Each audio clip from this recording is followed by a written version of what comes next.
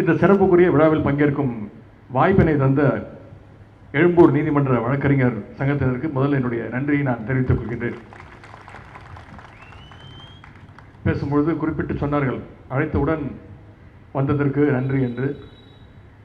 வழக்கறிஞர்கள் எப்பொழுது அழைத்தாலும் அதற்கு செவி கொடுத்து ஒப்புதல் அளித்து உடனே வந்திருக்கின்றேன்.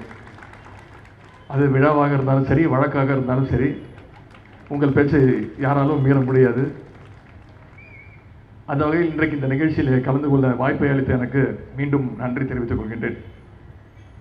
இன்றைக்கு இந்திய அரசியலமைப்பு சட்டத்தை பாதுகாக்க வேண்டும் என்ற குரல் தமிழ்நாட்டு மட்டுமல்ல, இந்திய ஒன்றியத்தின் அனைத்து இடங்களிலிருந்தும் அந்த குரல் ஒலித்துக் கொண்டிருக்கிறது. ஏனென்றால் ஒவ்வொரு சாதாரண குடிமகனுக்கும் கடைசி நம்பிக்கையாக இருப்பது நம்முடைய அரசியலமைப்பு சட்டம் மட்டும்தான். அப்படிப்பட்ட அரசியலமைப்பின் மாண்பை நிலைநாட்டுகின்ற நீதி அரசர்கள், வழக்கறிஞர்கள், சட்ட வல்லுநர்களை சந்திப்பதில் நான் மிகுந்த பெருமை அடைகின்றேன், மகிழ்ச்சி அடைகின்றேன். இன்றைக்கு நம் அண்ணல் அம்பேத்கருடைய பிறந்த நாளை நாம் எல்லாம் கொண்டாடி கொண்டிருக்கின்றோம், அவருடைய புகழை போற்றுகின்றோம். ஆனால் அம்பேத்கருடைய தொடக்க காலம் எப்படி இருந்தது என்றால், அவருடைய வாழ்க்கை வரலாற்றில் ஒரு விஷயம் எழுதப்பட்டிருக்கிறது. His notebooks were not corrected, nor was he asked any questions for the fear of causing pollution அப்படின்னு எழுதப்பட்டிருக்கு. அதாவது பள்ளியில் படிக்கின்ற பொழுது அம்பேத்கருடைய பாட நோட்டுகளை யாரும் திருத்த முன்வரவில்லை. வகுப்பில் யாருமே அவரிடம் கேள்வி கேட்க கூட முன்வரவில்லை. கேள்வி கேட்பதே அச்சமாக நினைத்தார்கள். காரணம் தீட்டாகிவிடும் என்ற அச்சம் அவர்களுக்கு இருந்தது. இவ்வளவு கொடுமைகளுக்கு ஆளான ஒருவர் படிப்பதை தொடர்வதே மிகப்பெரிய ஒரு விஷயம், அபூர்வம். ஆனால் அம்பேத்கர் அவர்கள் படிப்பை தொடர்ந்து மட்டுமல்ல, நாட்டினுடைய அரசியல் அமைப்பு சட்டத்தையே எழுதுகின்ற அளவுக்கு அவர் படித்தார். ஒடுக்கப்பட்ட விளிம்பு நிலை மக்களுடைய உரிமைக்காக களத்தில் இறங்கி போராடினார். அண்ணனுடைய நோக்கம் சமூக சமத்துவம், சோசியல் ஈக்குவாலிட்டி என்பது மட்டும்தான். சமத்துவத்திற்கு தடையாக இருந்த அனைத்தையும் அவர் ஒழிக்க வேண்டும் என்று போராடினார். ஆகவேதான் அண்ணல் அம்பேத்கருடைய பிறந்த நாளை நம்முடைய தமிழக அரசு சமத்துவ நாளாக அறிவித்தது. 3 நாட்களுக்கு முன்பு கூட அண்ணல் அம்பேத்கருடைய பிறந்தநாள் விழாவை நம்முடைய அரசு, நம்முடைய முதலமைச்சர் அவர்கள் சார்பாக சமத்துவ நாளாக முதலமைச்சர் அவர்கள் அறிவித்து அதை சிறப்பாக கொண்டாடினோம். நீதியரசர் காலம் முதல் தந்தை பெரியார், பேரறிஞர் அண்ணா, முத்தமிழர் கலைஞர், நம்முடைய மாண்பு முதலமைச்சர் அவர்கள் காலம் வரை சட்டத்தின் மூலம் நீதிமன்றங்களுடைய வாயிலாக ஏராளமான முற்போக்கு நடவடிக்கைகளை தொடர்ந்து எடுத்து வருகின்றோம். அம்பேத்கர் என்றால் அவர் வெறும் ஒடுக்கப்பட்ட மக்களுக்கு மட்டுமான தலைவர் என்று பலர் தவறாக நினைத்துக் கொண்டிருக்கிறார்கள். இன்றைக்கு பிற்படுத்தப்பட்ட மக்களுக்கும் இடஒதுக்கீடு, சமூக நீதி கிடைக்கிறது என்றால் அதற்கான கதவுகளை அரசியலமைப்பு சட்டத்தின் மூலம் திறந்து வைத்தவர் அண்ணல் அம்பேத்கர் அவர்கள். இடஒதுக்கீட்டுக்காக அரசியலமைப்பு சட்டத்தை முதன்முறை திருத்த வைத்தவர் தந்தை பெரியார் அவர்கள். அண்ணல் அம்பேத்கர் அவர்கள் வடக்கே பிறந்திருந்தாலும் அண்ணலுடைய கொள்கைகளும் தந்தை பெரியாருடைய கொள்கைகளும் பல இடங்களில் ஒத்து போயிருக்கின்றது, பொருந்தி போயிருக்கிறது. பேரறிஞர் அண்ணா அவர்கள் தமிழ்நாடு என்று பெயர் சூட்டியது முதல் சுயமரியாதை திருமணங்கள் சட்டபூர்வமாக செல்லுபடியாகும், அதேபோல இருமொழி கொள்கை பின்பற்றப்படும் என்பது வரை ஏராளமான சட்டங்களை உருவாக்கினார்கள். முத்தமிழர் கலைஞர் அவர்கள் தன்னுடைய வாழ்நாளில் எத்தனையோ சட்ட போராட்டங்களை சந்தித்து வெற்றி பெற்றிருக்கிறார். தன்னுடைய மறைவுக்கு பிறகும் சட்ட போராட்டம் நடத்தி தனக்கான இடத்தை பெற்றவர் தான் முத்தமிழர் டாக்டர் கலைஞர் அவர்கள். அந்த வழக்கை விசாரித்த அமர்வில் இடம்பெற்றிருந்த நீதிபதிகள் ஒருவரான மாண்பை நீதியரசர் திரு எஸ் எஸ் சுந்தர் அவர்கள் இங்கே இருக்கின்றார். அவருக்கு இந்த நேரத்தினுடைய நன்றியை நான் தெரிவித்துக் கொள்கின்றேன். நம்முடைய முதலமைச்சர் அவர்களும் தமிழ்நாட்டினுடைய உரிமைகளை காப்பாற்ற, நிலைநாட்டிட சட்ட போராட்டங்களை தொடர்ந்து நடத்தி வருகின்றார். நீட் தேர்வை ஒழிக்க வேண்டும் என்ற மாணவர்களுடைய பெற்றோர்களுடைய கோரிக்கை எண்ணத்தை நிறைவேற்ற ஓய்வு பெற்ற நீதியரசர் திரு ஏ கே ராஜன் அவர்கள் தலைமையில் குழு ஒன்று அமைக்கப்பட்டது. அந்த குழு அளித்த பரிந்துரையின் அடிப்படையில் தான் சட்டமன்றத்தில் நீட் விலக்கு மசோதா கொண்டு வரப்பட்டது. அந்த மசோதாவுக்கு இன்றைக்கு ஒப்புதல் கிடைக்காத நிலையில் மீண்டும் நம்முடைய சட்ட போராட்டத்தை, சட்டத்தின் மீது உள்ள நம்பிக்கையின் காரணமாக தொடர்ந்து போராடி கொண்டிருக்கிறோம். அது மட்டுமல்ல, மருத்துவ படிப்பில் ஆல் இந்தியா கோட்டாவில் இந்தியா முழுவதும் உள்ள பிற்படுத்தப்பட்டோருக்கான இடஒதுக்கீட்டை சட்ட போராட்டம் நடத்தி உறுதி செய்தது நம்முடைய அரசு, நம்முடைய முதலமைச்சர் அவர்கள்.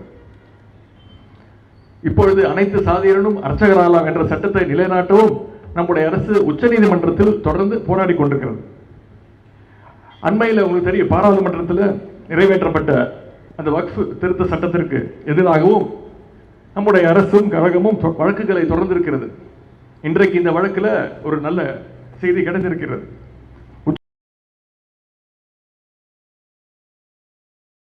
இடைக்கால தடையை விதித்து உத்தரவிட்டுள்ளது முதலமைச்சர் அவர்கள் தொடர்வார்கள். மாநில சுயாட்சியை ஓய்வு பெற்ற நீதியரசர் திரு குரியன் ஜோசப் தலைமையிலான ஒரு குழுவை அமைத்து வரலாற்று சிறப்புமிக்க ஒரு அறிவிப்பை மாண்புமிகு முதலமைச்சர் அவர்கள் 2 நாட்கள் முன்பு சட்டப்பேரவையில் அறிவித்தார். சட்டப்பேரவையில் நிறைவேற்றி அனுப்புகின்ற சட்ட மசோதாக்களுக்கு ஒப்புதல் தராமல் இழுத்தடிக்கின்ற வேலைகளும் தொடர்ந்து நடைபெறுகின்றன. இத்தகைய சட்டவிரோத நடவடிக்கைகளுக்கு எதிராக தமிழ்நாடு அரசு நம்முடைய நீதித்துறையைத்தான் நம்பிக்கையோடு நாடி இருக்கின்றது.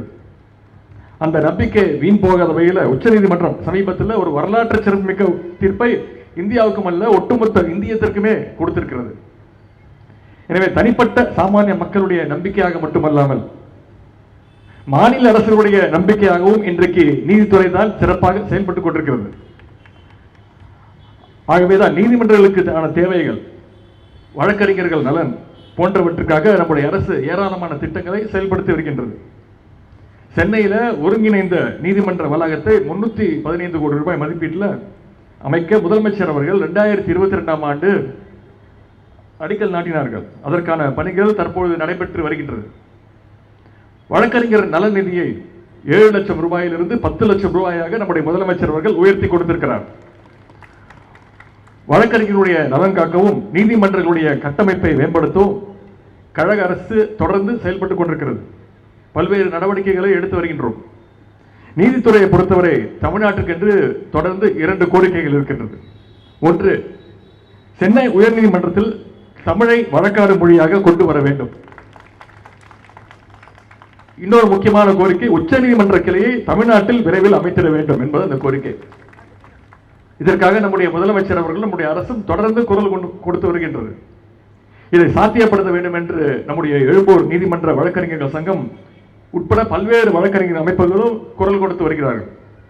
இந்த கோரிக்கையை வென்றெடுக்க நாம் தொடர்ந்து அயராது பாடுபடுவோம், உழைப்போம் என்று கூறிக்கொள்கின்றேன். இந்த நேரத்தில் ஒரு கருத்தை நிறைவாக சொல்ல விரும்புகின்றேன். அண்ணல் அம்பேத்கர் அவர்கள் அரசியல் நிர்ணய சபையில் அரசியலமைப்பு சட்டத்தை பற்றி ஆற்றிய உரை இங்கே குறிப்பிட்டு காட்ட விரும்புகின்றேன். I feel, however good a constitution may be, it is sure to turn out bad because those who are called to work for it happen to be a bad lot.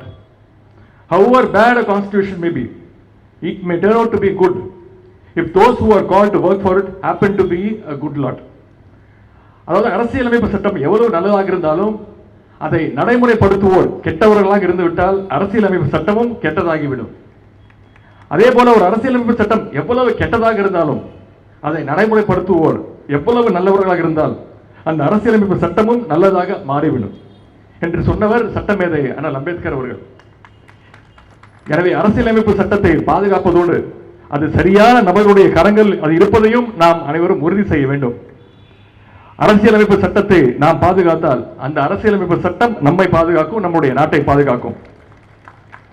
ஆகவே அண்ணல் அம்பேத்கருடைய பிறந்த நாள், அரசியலமைப்பு சட்டம் ஏற்கப்பட்ட 75வது ஆண்டு விழா, வரலாற்று சிறப்புமிக்க அந்த எழும்பூர் நீதிமன்றத்துடைய 110வது ஆண்டு விழா ஆகியவற்றை கொண்டாடுகின்ற வேளையில் இந்திய அரசியலமைப்பு சட்டத்தை பாதுகாக்க நாம் அனைவரும் ஒற்றுமையுடனும் உறுதியுடனும் செயல்படுவோம் என்று கூறி இந்த வாய்ப்புக்கு நன்றி கூறி விடைபெறுகின்றேன். நன்றி, வணக்கம்.